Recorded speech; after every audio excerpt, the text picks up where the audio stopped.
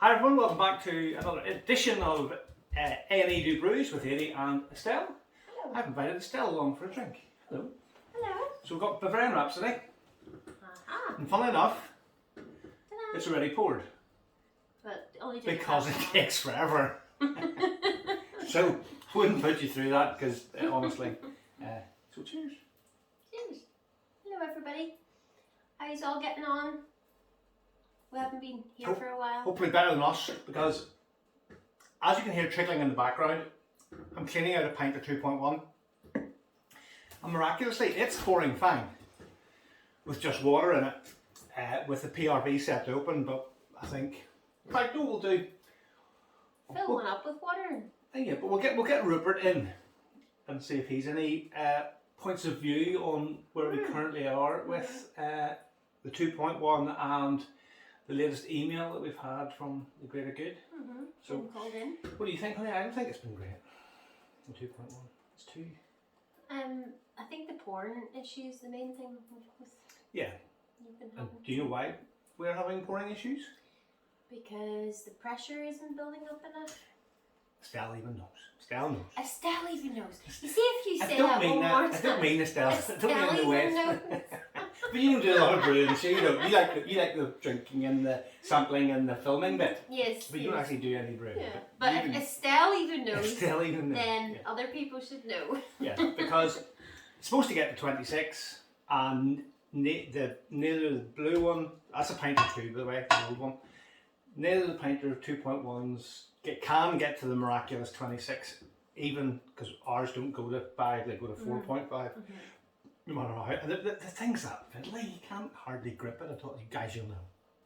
If you get big chubby fingers, there's no way you're turning that sucker. And you even have big I chubby don't know, but I even then I struggle. Yeah. So, guys, we're going to hand over to Rupert's just come in and he's grabbing all his pinters. So, we're going to hand over to Rupert. Rupert, thanks very much.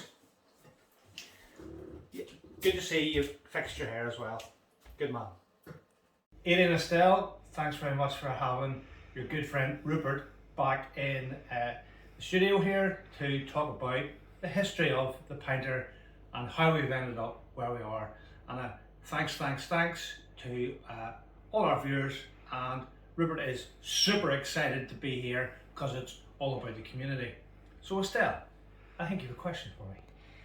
Yeah, I think the first question was, why was the P1 replaced? Oh, Pinter 1. So, if any of you guys haven't any experience with Pinter 1 yet, here is our good old friend, the Pinter 1. Now, when Pinter 1 came out, it was a great invention. Although the build quality wasn't great, it was made of predominantly plastic.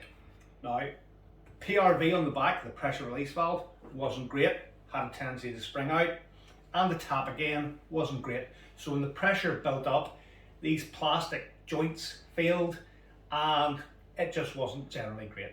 So they moved on to the Pinter 2. And what were the benefits of those then, the Pinter 2s? Okay, yeah, Pinter 2. So predominantly made of metal, which is obviously much more robust. One of the major improvements was with the new PRV pressure release valve and the tapping system. Some of you guys out there will disagree with the tapping system, but we'll come on to that. Your hair's looking lovely, by the way. Thank you very much. Thanks. So, one of the major downfalls of the P1 was that there was so much pressure inside that in order to tap it, you needed to let all the pressure out first, which unfortunately let air in, and air into your beer is never good because then it gets contaminated and it has a tendency to go flat. So they made the Pinter 2 that you didn't need to open the pressure release valve. You had the coiled tap system inside, and you were able to pour eventually a nice pint without ever opening it to the environment, which was a great idea. Unfortunately, we didn't know what the ideal pressure was in this, so we had some issues with the Pinter 2 as it was, and various other issues. So then they replaced it with the Pinter 2.1. Yeah, because of the issues with Pinter 2, we had leakages We had the odd spontaneous disassembly inside fridges, etc., people's bathrooms. All you guys who've had a pint or two would have maybe suffered. The odd explosion. We'll not call it an explosion on the channel, honey. That's only a rumour. It may have been down to weather or indeed user error on that front. So yeah, they took a decision that the pressure release valves on this were too tight, and they also decided they were going to make a few more improvements. So we went on to the Pinter 2.1 as an improvement. And whilst I'm doing that, I'm going to, this is a Pinter 2.1. I know, yes, we're going to look at the pour of this. And I'm going to try and pour myself. See if you have a need to open the PRV. Which isn't working. Oh, okay. Yeah. So, a lot of you guys will have had pints trying to pour from the new 2.1 because we've needed to get up to Ralph's ideal pressure setting of 26 psi.